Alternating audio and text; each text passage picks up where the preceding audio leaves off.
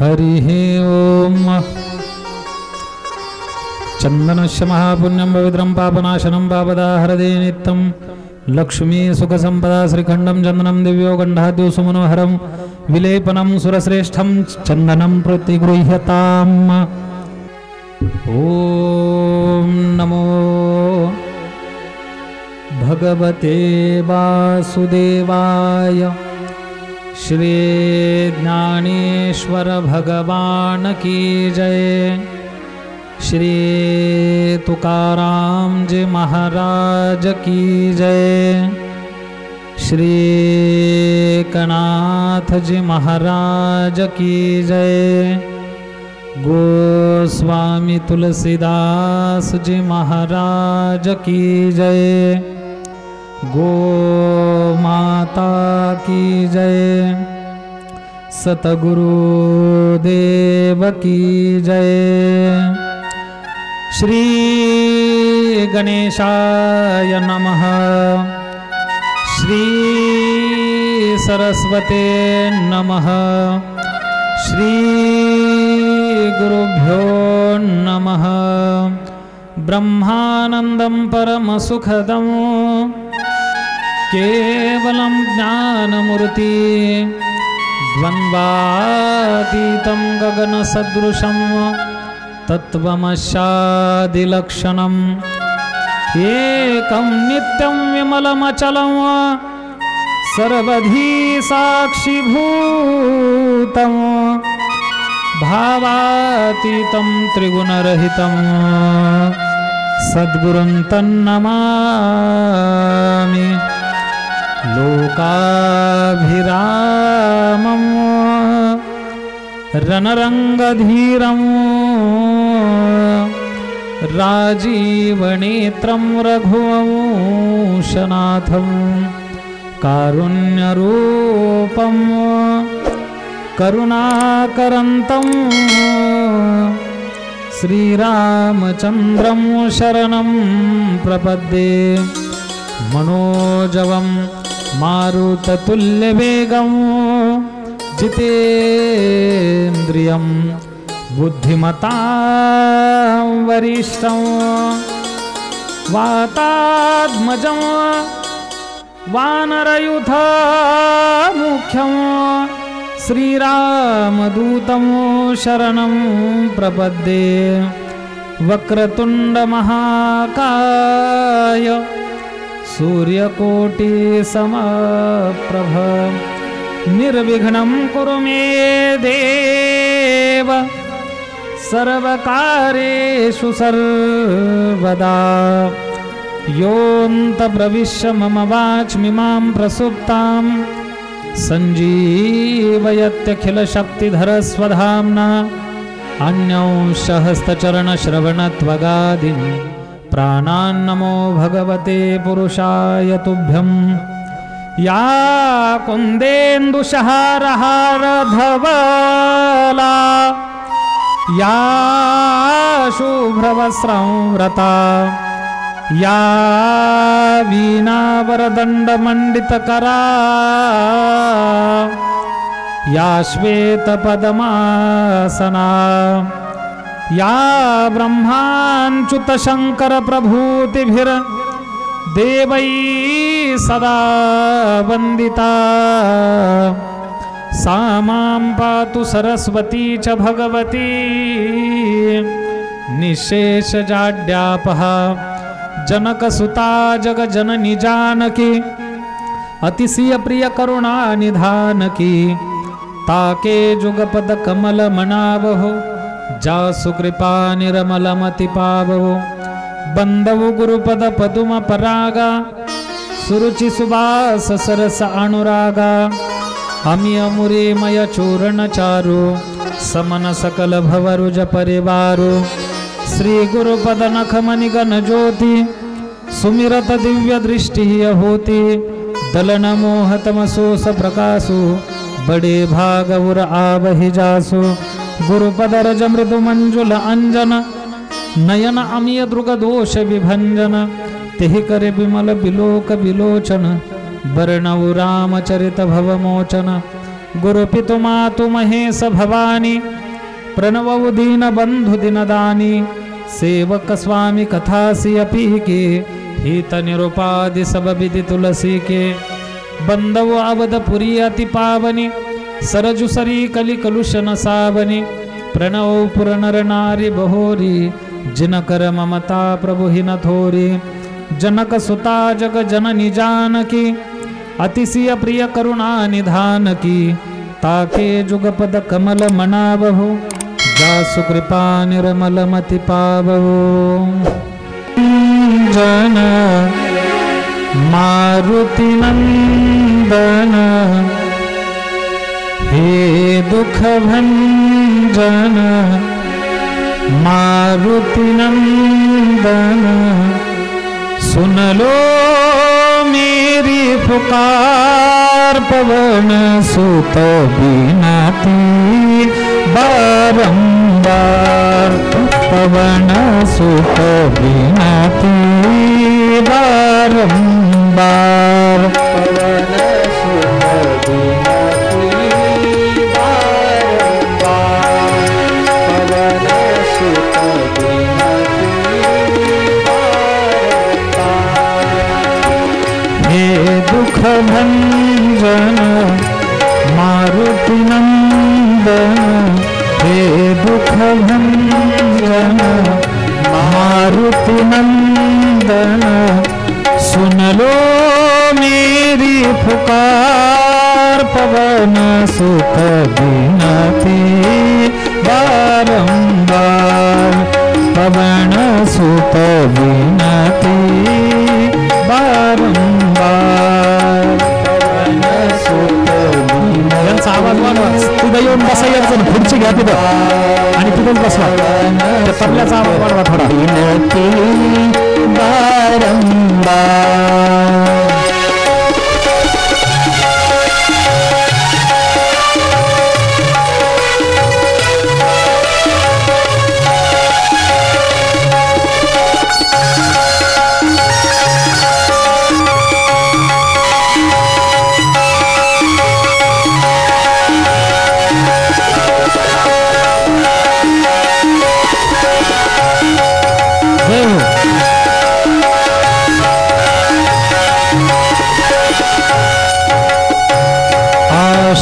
सिद्धिनो निधि के दाता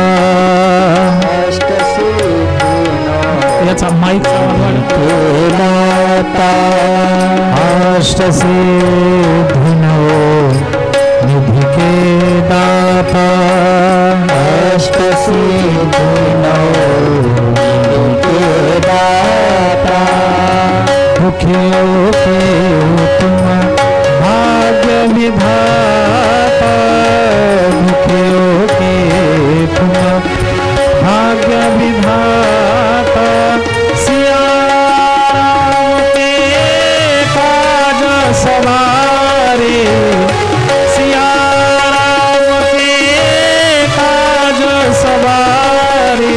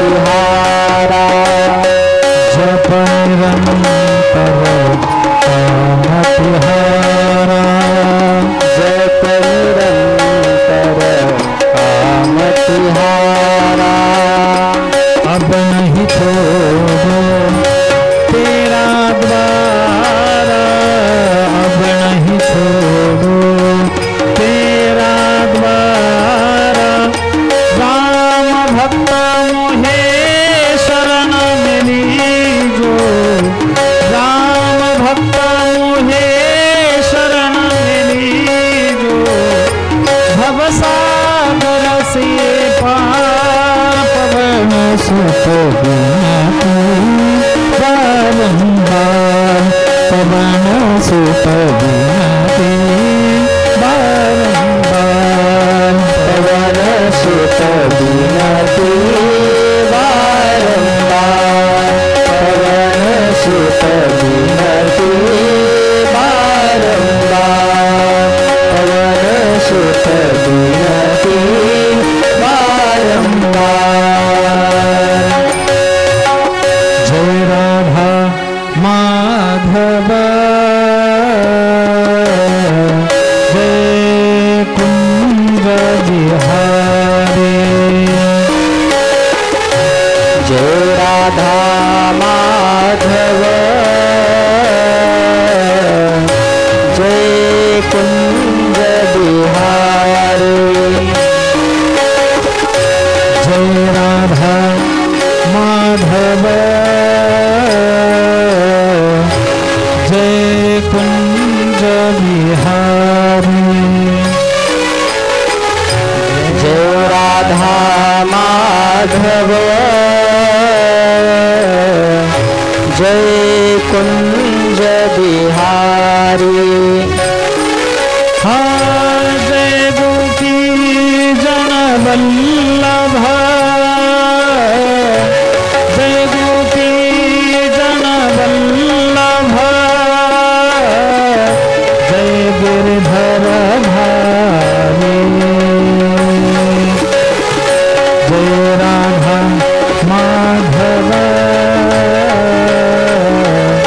जय कुंज बिहारी जय राधा माधव जय कुंज बिहारी यशोदानंदन मुनिमानरंजन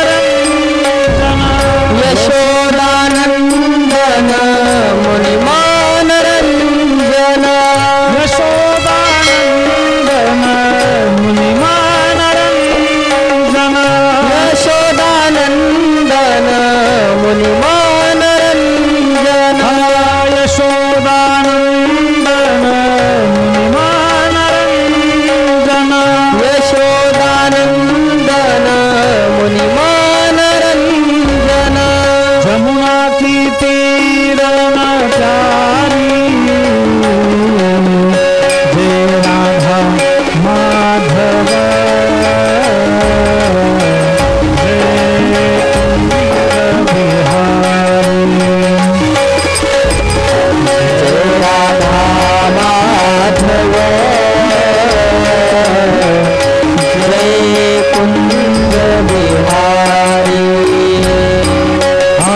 श्री राम जय राम जय जय राम श्री राम जय राम जय जय राम श्री राम जय राम जय जय राम श्री राम जय राम जय जय राम हरे श्री राम जय राम जय जय राम श्री राम जय राम जय जय राम बोला बोला सर्वांनी भजन करायचं राम जय राम जय राम श्री राम जय राम जय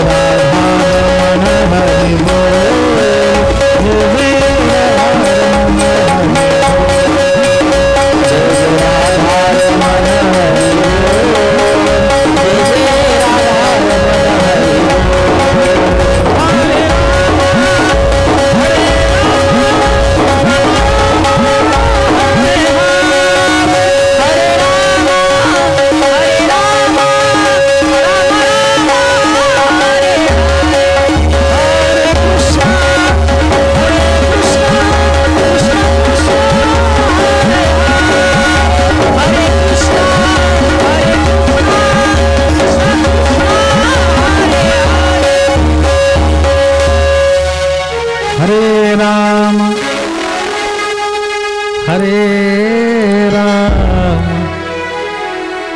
राम राम हरे हरे, हरे कृष्ण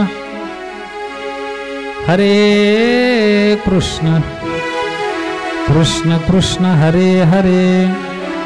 श्री रामचंद्र भगवान की जय।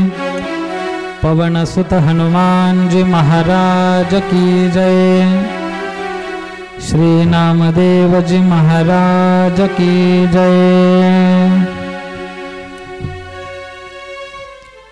चरितम रघुनाथस्य शतकोटि प्रविस्तरम एक एकमक्षरम पुंसा महापातकनाशनम। निर्गुण निराकार परब्रह्म मूर्तिमंत सगुण स्वरूपामध्ये या मृत्यूलोकामध्ये अवतीर्ण झालं आणि या मृत्यूलोकामध्ये येऊन अयोध्येमध्ये त्यांनी अवतार धारण करून जेवढं म्हणून काही चरित्र केलं बाप, त्या चरित्राचं चिंतन आपल्या या परमपवित्र भूमीमध्ये, मी पवित्र भूमी का म्हणतो, भूमी ही 3 प्रकाराने पवित्र असते बरं का। आज तसं पाहिलं तर पहिला दिवस इकडे तिकडे होतंय थोडं बरं का। उद्यापासून आपण हे सर्व व्यवस्थित करण्याचा प्रयत्न करू। मी पवित्र भूमी का म्हणतो, कारण भूमी ही 3 प्रकाराने पवित्र असते। माझ्याकडे लक्ष द्या बरं का, मी प्रस्तावित आपल्या समोर ठेवतोय। भूमी ही 3 प्रकाराने पवित्र असते। ज्या भूमीला संतांची पदस्पर्श लागलेले असतात ती भूमी एका अर्थाने पवित्र असते। ज्या भूमीला स्वतः भगवंताचं अधिष्ठान असतं ती भूमी एका अर्थाने पवित्र असते। आणि ज्या भूमीमध्ये अखंड नामचिंतन, अखंड नाम संकीर्तनाच्या माध्यमातून होतं त्याही अर्थी खऱ्या अर्थाने भूमी ही पवित्र असते। आणि या 3ही प्रकारामध्ये बसणारी ही आपली परमपवित्र भूमी आहे बरं का। एक तर ज्याला तुम्ही आम्ही भूवैकुंठ म्हणतो तो पंढरीश पांडुरंग परमात्मा या भूमीचा अधिष्ठान आहे। पंढरपूर क्षेत्रामध्ये कमरेवरती हात देऊन कटेवरती सुंदर प्रकारचा तो भगवान परमात्मा उभा आहे। कुठं? पंढरपूर क्षेत्रामध्ये। म्हणून या भूमीला देवाचं सुद्धा अधिष्ठान आहे बरं का। अनेक प्रकारच्या संत महंतांच्या पदस्पर्शाने पुनीत झालेली ही भूमी आहे। तसं मंगळवेढा भूमी जर आपण पाहिलं तर मंगळवेढे भूमी संतांची। म्हणून आपण या मंगळवेढ्याचं काय करतो महाराज, वर्णन करतो। दामाजी पंत असतील, कान्होपात्रा असतील, नामदेव महाराज असतील, जनाबाई असतील, या सर्वांच्या पदस्पर्शाने पुनीत झालेली ही खऱ्या अर्थाने भूमी आहे बरं का। आणि तिसरी गोष्ट म्हणजे अखंड या लॉकडाऊनच्या नंतर आणि लॉकडाऊनच्या अगोदर सुद्धा, या कोरोनाच्या काळाच्या अगोदर सुद्धा या सुंदर प्रकारचा भगवान परमात्मा प्रभू श्रीरामचंद्राच्या सत्संगाच्या माध्यमातून आपण गेले अनेक दिवसापासून ही रामकथा श्रवण करतायत। आणि म्हणून नामचिंतनही त्या माध्यमातून घडतंय। म्हणून त्याही अर्थाने ही भूमी पवित्र आहे। आणि अशा या परमपवित्र भूमीमध्ये भगवान परमात्म्याच्या कृपेने, साधू संतांच्या कृपाशीर्वादाने, तुम्हा सर्व ग्रामस्थ मंडळीच्या अथक परिश्रमातून बरं का, पंचक्रोशीतील सर्व भक्तगण वृंदांच्या उपस्थितीमध्ये, आज उपस्थिती थोडीशी कमी आहे, पहिला दिवस आहे आणि मला आपल्या समोर प्रस्तावित ठेवायचंय। एक तर मी प्रवास करून आलो, दुसरी गोष्ट इथं पाहिल्याच्या नंतर एवढं सुंदर प्रकारचं भव्य दिव्य स्वरूपाचं वातावरण दिसलं, पण हे आमचा प्राण आहे बरं का। हे प्राण आहे, याच्याशिवाय आम्हाला जमतच नाही। तुम्हाला म्हणजे वास्तविक पाहता आप्पा बरं का उद्या ते बरोबर सगळं व्यवस्थित करून ठेवतील, काही चिंता करू नका। तुम्हाला एक एक एक एक भगवान परमात्म्याचं परमतत्व, प्रत्येक रामकथेचा प्रत्येक छोटातला छोटा भाग आपल्या समोर मांडण्याचा प्रामाणिक मी प्रयत्न करणार आहे बरं का। म्हणून सर्व पंचक्रोशीतील भक्तगण वृंदांच्याही उपस्थितीमध्ये, तुम्हा सर्व भक्तगण वृंदांच्या उपस्थितीमध्ये, खास करून संपूर्ण ही नवतरुण मंडळी, ही सगळी मित्रमंडळी की ज्या या सुंदर प्रकारच्या सत्संगाला, निर्माणाला कारणीभूत आहेत, त्या सर्व तरुण मंडळीच्याही अथक परिश्रमातून चालत असलेला हा आपला सुंदर प्रकारचा रामकथा रूपी सत्संग सोहळा आज प्रस्तावित मला या कथेच्या माध्यमातून आपल्या समोर ठेवायचंय। या ग्रंथाचं महात्म्य आपल्या समोर ठेवायचंय। म्हणून मी तुर्त ग्रंथाकडे वळतो, कारण कथा सुरू व्हायलाच आपला वेळ भरपूर गेलेला आहे बरं का। मग तुम्हाला माहिती आहे रामकथा काय तुम्हाला माहिती आहे। माझ्याही मुखातून तुम्ही मला वाटतं 4-5 वर्षापूर्वी रामकथा श्रवण केलेली आहे. बरं, त्याच्याही अगोदर तुम्ही रामकथा नित्य श्रवण करत आलेला आहात. रामकथा काय आहे हे तुम्हाला चांगलं माहिती आहे. ग्रंथाचं महात्म्य करणं म्हणजे ग्रंथाचा परिचय करून तुम्हाला देणं, म्हणजेच त्या ग्रंथामध्ये नेमकं काय आहे ते थोडक्यात सांगणं, त्यालाच ग्रंथाचं महात्म्य म्हणायचंय बरं का. ही आपली वैश्विक सनातन हिंदू धर्माची आणि आपल्या या वारकरी संप्रदायाची परंपरा आहे की त्या ग्रंथाचं ज्ञान संपूर्ण सरळ सरळ भावार्थ तुम्हाला कळावा म्हणून मी संक्षिप्त स्वरूपामध्ये रामकथा आपल्या समोर ठेवतोय. ऐका, मला सांगा ना, तुम्ही रामकथा ऐकली नाही का? ऐकलेली आहे. काय आहे त्या रामकथेमध्ये? काहीच नाही. तुम्हाला सांगू का, एका मिनिटामध्ये मी रामकथा आपल्या समोर मांडेल. रामकथा रामकथा रामकथा म्हणजे काय तुम्हाला सांगू का? कोणे एका सूर्यवंशामध्ये भगवान परमात्मा प्रभू श्रीरामचंद्र प्रगट झाले आणि तिथं प्रगट झाल्याच्या नंतर भगवान परमात्मा प्रभू श्रीरामचंद्र आपल्या 4ही भावंडांच्या समवेत लहानाचे मोठे झाले. मधुप्राशन असेल, कटीसूत्र असेल, वाग्दान असेल, चौल कर्म असेल, हे जे काही 16 संस्कार सांगितले त्या 16 संस्कारापैकी काही उपसंस्कार भगवान परमात्म्याचे बाल्यावस्थामध्ये पूर्ण झाले. नामकरण विधी झाला. नामकरण विधीच्या नंतर व्रतबंध संस्कार झाला आणि खऱ्या अर्थाने भगवान परमात्म्याला आता शास्त्र वेदाध्ययन करण्याकरता परवानगी देतं. म्हणून गुरुच्या घरी वेदाध्ययन करण्याकरता प्रभू जातात. अल्पकालामध्ये विद्यार्जित करून पुन्हा परत अयोध्येमध्ये येतात. प्रभू आणखी थोडेसे मोठे होतात. मोठे झाल्याच्या नंतर विश्वामित्र यज्ञाच्या संरक्षणाचं निमित्त करून राम लक्ष्मणाला घेऊन जाण्याकरता येतात. राम लक्ष्मण विश्वामित्राच्या समवेत जातात. वाटेमध्ये त्राटिकेचा उद्धार होतो. रामकथा म्हणजे काय हे माहिती आहे तुम्हाला?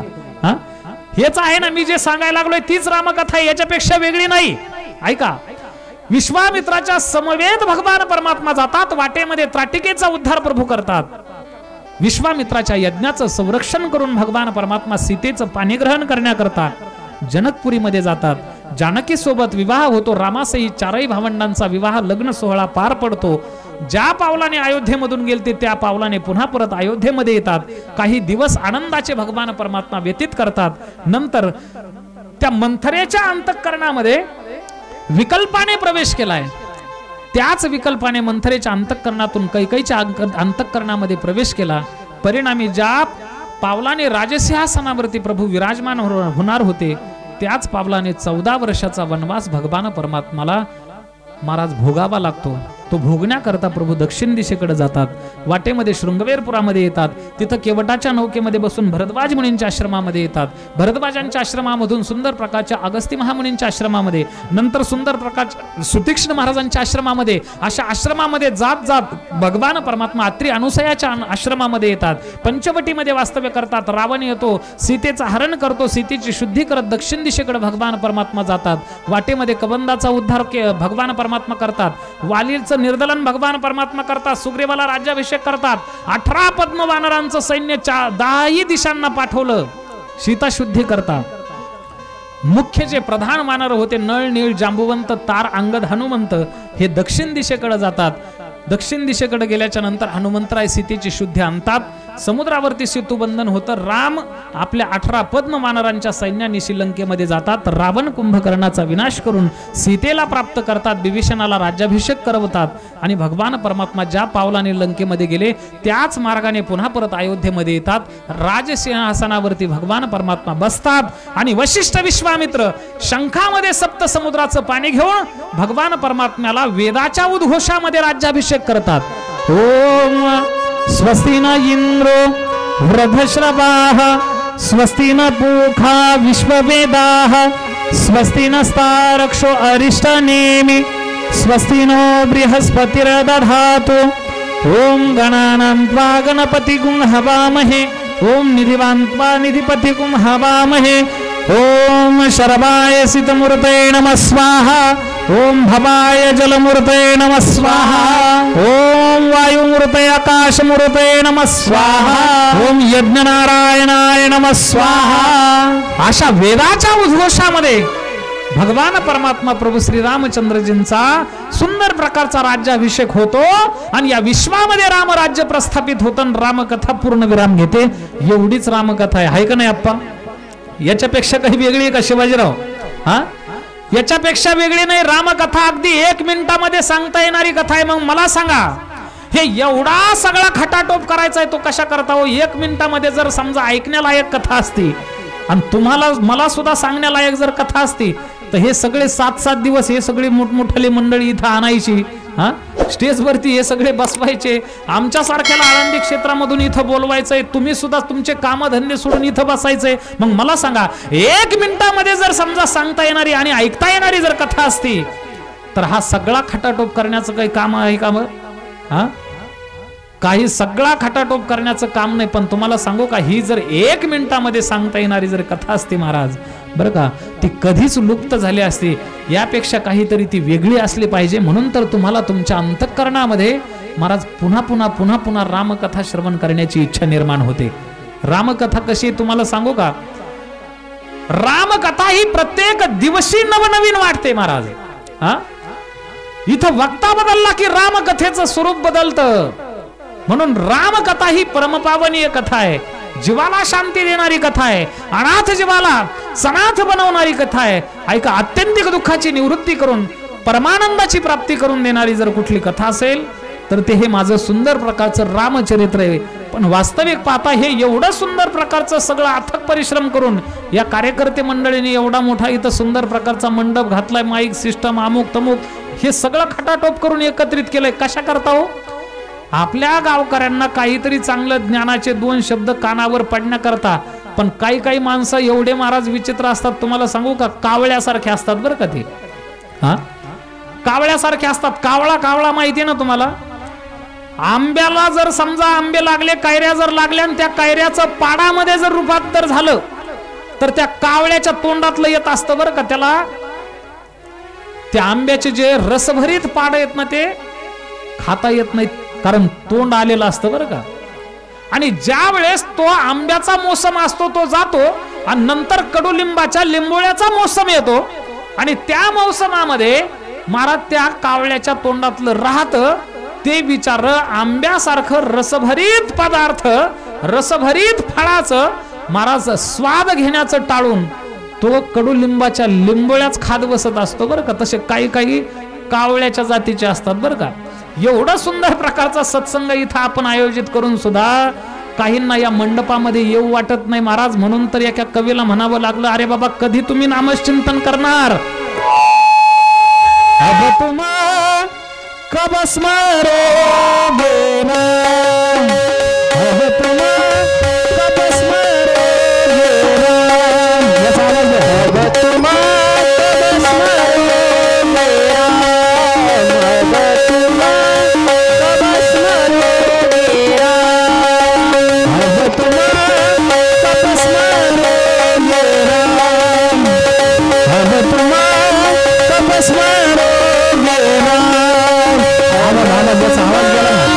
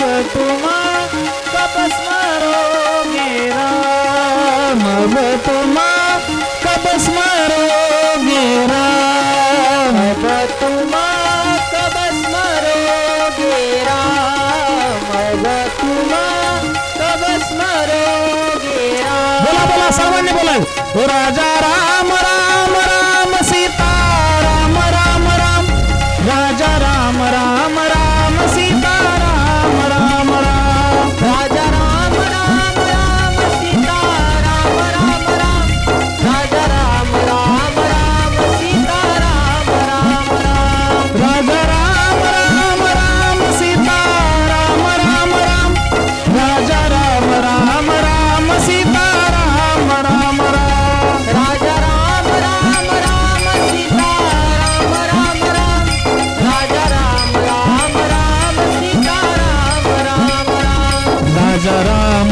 राम राम सीता राम राम राम, राजा राम राम राम सीता राम राम राम, राजा राम राम राम सीता राम राम राम, राजा राम राम राम सीता राम राम ओ राम, राजा राम राम राम सीता राम राम राम, राजा राम राम राम सीता राम राम राम, राजा राम राम राम सीता राम राम राम, राजा राम राम राम सीता राम राम राम, राजा राम राम राम सीता राम राम राम, राजा राम राम राम सीता राम राम राम, राजा राम राम राम सीता राम राम राम, राजा राम राम राम सीता राम राम राम। श्री रामचंद्र भगवान की जय, पवन सुत हनुमान जी महाराज की जय। केव्हा आपण नामचिंतन करणार महाराज, म्हणून हा खऱ्या अर्थाने महाराज सुंदर प्रकारची आपल्याकडं चालत आलेली ही संधी आहे बरं का। 7 दिवस पर्यंत मी तुम्हाला या नारदाच्या गादीची शपथ घेऊन सांगतो, ऐका, रामकथा हा कल्पवृक्ष आहे। रामकथा आपल्या जीवनामध्ये सुंदर प्रकारचा आनंद देणारा ग्रंथ आहे। हे फक्त पुस्तक मात्र नाहीत बरं का, हे आपल्या समोर जे ठेवलंय ना ते पुस्तक मात्र नाही, तर ते प्रत्येक मानव जातीचं मस्तक आहे महाराज। या रामकथेच्या माध्यमातून, या चरित्राच्या माध्यमातून अलौकिक प्रकारचं सूत्र ही रामकथा तुम्हाला आम्हाला प्राप्त करून देते। या रामकथेतलं प्रत्येक पात्र असू द्या, ते प्रत्येक पात्र आपल्याला काही ना काहीतरी शिकवण दिल्याशिवाय राहत नाही बरं का। मग ते राक्षसी पात्र असलं तरी, आता चांगले पात्र तर तुमच्या आमच्या जीवनामध्ये कसं जगावं हे शिकवतीलच, पण राक्षसी पात्र अतिशय भयानक जरी पात्र असेल तरी ते सुद्धा आपल्या जीवनामध्ये अलौकिक प्रकारचं मला सुंदर प्रकारची शिकवण करून देतं बरं का। तुम्हाला माहिती आहे शूर्पणखा कोण होती? रावणाची बहीण होती शूर्पणखा। ती शूर्पणखा दंडकारण्याच्या क्षेत्रामध्ये होती बरं का, ऐका कान देऊन। दंडकारण्याच्या क्षेत्रामध्ये आपल्या 10,000 राक्षसाच्या सैन्यानिशी खर आणि दूषण हे सावत्र भाऊ तिथं होते तिच्या जवळ। रावणाने ते स्वतः तिच्या संरक्षणार्थ तिथं ठेवलेले होते। एवढी भयानक असणारी शूर्पणखा, पण ती शूर्पणखा सुद्धा आपल्याला जीवनामध्ये काहीतरी सूत्र प्राप्त करून देते महाराज। ज्यावेळेस राम लक्ष्मण पंचवटीमध्ये येतात, शूर्पणखा समोर येते, लक्ष्मण शूर्पणखेचं नाक आणि कान कापून घेतात। जसं एखाद्या मोठ्या उंचची उंच पर्वतावरून महाराज झरा वाहावा तसा तिच्या नाकातून आणि कानातून रक्ताचा पूर वाहायला लागला। तसंच ती कसं तरी आरडत वरडत रावणाच्या दरबारामध्ये गेली। रावण आपल्या राजसिंहासनावरती बसलेला होता बरं का, ऐका कान उघडे ठेवून। मद्याच्या धुंदीमध्ये होता, दारू पिलेला होता, समोर अप्सरा नृत्य करत होत्या आणि अप्सरा नृत्य करत असताना ही शूर्पणखा तिथे गेली। रावणाने दुर्लक्ष केलं महाराज। शूर्पणखा अगदी थोडीशी जवळ गेली आणि जवळ जाऊन त्या रावणाला म्हणायला लागली बरं का, ऐका, रावणाला ती एक प्रकारचं सूत्र सांगते, रावणा, ए रावणा, सोमसी पान करीसी दिन राती। अरे रात्रंदिवस तू दारूच्या नशेमध्ये असतोस, दारू पिऊ नये हे कोण शिकवतंय महाराज? कोण शिकवतंय? राक्षसी पात्र असणारी शूर्पणखा शिकवते। म्हणून जीवनामध्ये अलौकिक सूत्र प्राप्त करून देणारी जर कुठली कथा असेल तर ते हे माझं रामचरित्र हे पुस्तक नाही, हे खऱ्या अर्थाने तुमचं आमचं मस्तक आहे बरं का. अलौकिक प्रकारचं सुंदर प्रकारचं अलौकिक देणं जर कशामध्ये असेल तर ते या रामकथेमध्ये. पण तेवढ्या श्रद्धेने आपण केलं पाहिजे महाराज ते. हा, नाही तर उगच टाइमपास म्हणून इथं येऊन बसलं म्हणजे ती रामकथा तुम्हाला आमच्या जीवनामध्ये काही शिकवण देणार नाही. ही ज्ञानगंगा आहे, ही चित्तगंगा आहे. ऐका, या जडगंगेमध्ये चंद्रभागेमध्ये स्नान केल्याच्या नंतर ती आपण केलेली पाप नाहीसे करते. ऐका, गंगेमध्ये पाप नाहीसे होतात, पण पुन्हा परत पाप न होऊ देण्याची जबाबदारी गंगा घेत नाही. पण ही जी ज्ञानगंगा आहे ना रामकथा रूपी, ती ज्ञानगंगा काय करते, आपल्याकडून घडलेली पाप, त्या पापांचा तर विनाश करतेच करते, पण पुन्हा परत आपल्याकडून पाप होऊ नयेत याची सुद्धा दक्षता घेते. तिला खऱ्या अर्थाने ज्ञानगंगा रामकथा म्हणायचंय बरं का. आणि अशा या कथेची खऱ्या अर्थाने संधी चालत चालत आपल्या या परमपवित्र भूमीमध्ये आली. आणि म्हणून सर्वांनी हिच्यामध्ये सुंदर प्रकारचं या ज्ञानगंगेमध्ये सुस्नात व्हायचंय, सर्वांनी स्नान करायचंय बरं का. आणि स्नान करून सुचिरभूत अवस्थेमध्ये आपला प्रपंच करायचा आहे. बघा, प्रपंचामध्ये एक वेगळा आनंद तुमच्या निर्माण झाल्याशिवाय राहत नाही. 7 दिवस पर्यंत प्रत्येक सूत्र रामकथेचे मी आपल्या समोर बारीक सारीक सूत्र मांडण्याचा प्रामाणिक प्रयत्न करणार आहे. म्हणून तर मी नेहमी सांगत असतो, ऐका, रामकथाच नाही तर आपल्या या वैश्विक सनातन हिंदू धर्मामध्ये 3 प्रकारचे ग्रंथ सांगितलेत बरं का. 3 प्रकारचे. कोणते कोणते ग्रंथ सांगितलेत? एक आहे श्रीमद भागवत कथा, एक आहे श्रीमद रामचरित्र कथा, आणि तिसरा ग्रंथ आहे श्रीमद भगवत गीता. हे 3ही ग्रंथ तुमच्या आमच्या जीवनामध्ये अलौकिक प्रकारचे सूत्र सांगतात महाराज, शिकवण देतात तुम्हाला आम्हाला. श्रीमद भागवत कथा आपल्याला कसं मरायचं हे शिकवते बरं का. बघा तुम्ही, त्या राजा परीक्षितीला शृंगीचा श्राप होता शमीक महामुनींच्या मुलाचा. शमीक मुलां त्या सुंदर प्रकारच्या ऋषींच्या गळ्यामध्ये मृत सर्प टाकला या परीक्षिती राजाने. आणि त्या शमिकाच्या मुलाने, शृंगेने राजा परीक्षितीला श्राप दिला, ज्याने कोणी माझ्या बापाच्या गळ्यामध्ये मेलेला सर्प टाकलेला असेल, आजपासून 7 दिवस पर्यंत त्याला तक्षक नावाचा सर्पदंश होऊन त्याला मृत्यू आल्याशिवाय राहणार नाही.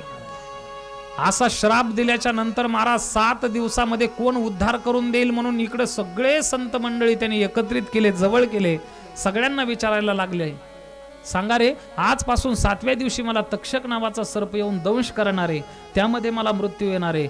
मला या मृत्यूतून वाचवण्याकरता किंवा माझा उद्धार करण्याकरता एखादी कुठली साधना, एखादा कुठला ग्रंथ, एखादी कुठलं काहीतरी साधना, तप वगैरे काहीतरी तुमच्याकडे आहे का? मला सांगा, मी ती करायला तयार आहे. कोणी म्हणत होतं, राजन तू सुंदर प्रकारच्या निर्विकल्प समाधी अवस्थेपर्यंत जाण्याकरता सुंदर प्रकारचं पद्मासन घालून बस बरं का. कोणी म्हणायला लागलं, राजन तू व्रतवैकल्याधिक साधना कर. कोणी म्हणायला लागलं, तू जपतप अनुष्ठानाधिक कर्म कर. कोणी म्हणायला लागलं, तू पृथ्वी पर्यटन कर.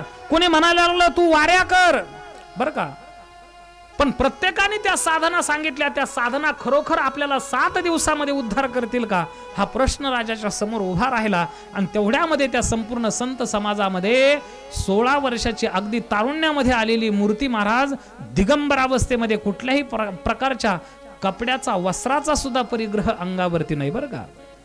दिगंबर अवस्थेमध्ये शुकाचार्य महामुनी आले, सुंदर प्रकारचं बसण्याकरता आसन दिलं. शुकदेवजी महाराजांना राजा परीक्षिती विचारतोय की महाराज सांगा ना, आजपासून 7व्या दिवशी मला तक्षक नावाचा सर्प येणारे, दंश करणारे, त्यामध्ये मला मृत्यू येणारे, नरक सोडून मला दुसरीकडे कुठेही जागा भेटणार नाही, या 7 दिवसामध्ये उद्धार करणारी एखादी साधना आहे का? त्यावेळेस राजा परीक्षितीला शुकाचार्य महामुनी सांगतात, राजन घाबरू नकोस, या 7 दिवसामध्ये उद्धार करणारी, तुझा मृत्यू सुद्धा मंगलमय करणारी एक साधना माझ्याकडे आहे, ती म्हणजे श्रीमद भागवत कथा. ती श्रीमद भागवत कथा 7 दिवस पर्यंत सांगितली. राजा परीक्षितीने सर्वांगाचे कान करून श्रवण केली. 7 दिवसा मुक्ती झाली तया नरा. 7 दिवसामध्ये महाराज त्याने सुंदर प्रकारचा मोक्ष प्राप्त करून घेतला. कशामुळं? श्रीमद भागवत कथेमुळं. सांगायचं तात्पर्य, श्रीमद भागवत कथा कसं मरावं हे शिकवते बरं का. तसं श्रीमद भगवत गीता काय शिकवते? आपल्या जीवनामध्ये कसं जगावं हे शिकवते. शत्रूने शत्रू सोबत कसं जगावं, राजाने आपल्या प्रजेसोबत कसं जगावं, कसं वागावं, याचं अलौकिक दर्शन कशामध्ये असेल तर ते श्रीमद भगवत गीतेमध्ये आहे. आणि या दोघांच्या मध्ये कसं वागावं हे कोण जर शिकवत असेल तर ते हे रामचरित्र शिकवतंय बरं का.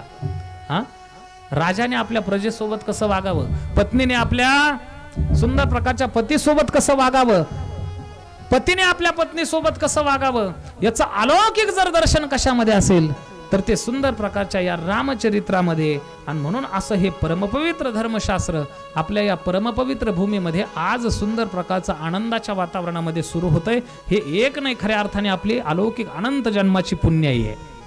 मी तर पुण्याई म्हणण्यापेक्षा आप्पा मी म्हणेल सुकृत उदयाला आलं यांचं.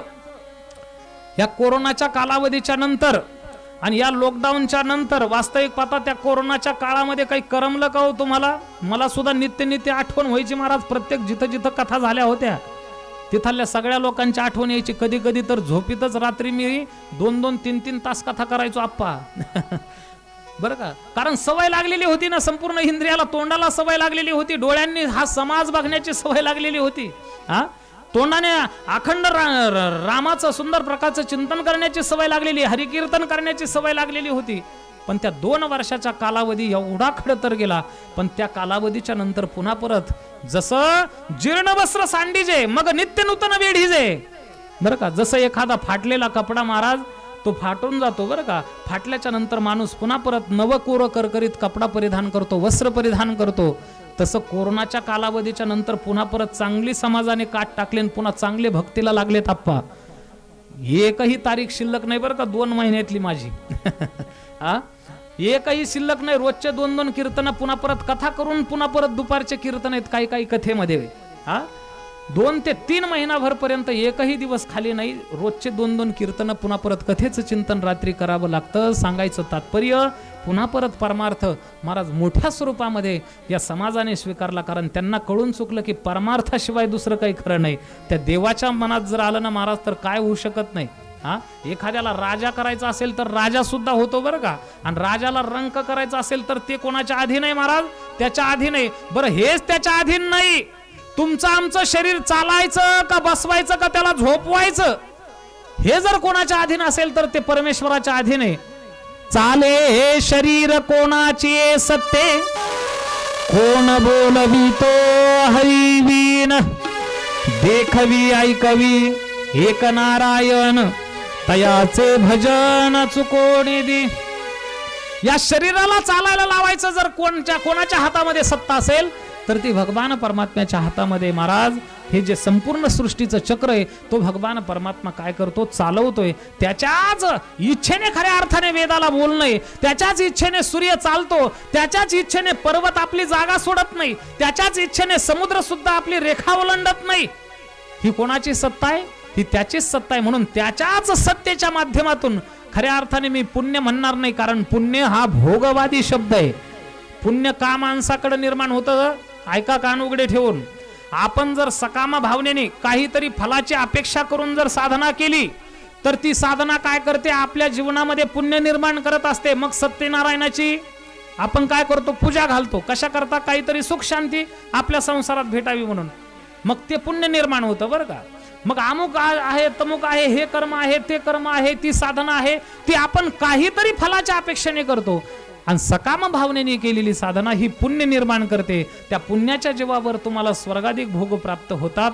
पण भगवान परमात्म्याच्या चरणारविंदामध्ये प्रीती उत्पन्न करून देऊ शकत नाही. ऐका, मी तर म्हणेल आज तुमचं पुण्य उदयाला आलं नाही, तुमचं सुकृत उदयाला आलं.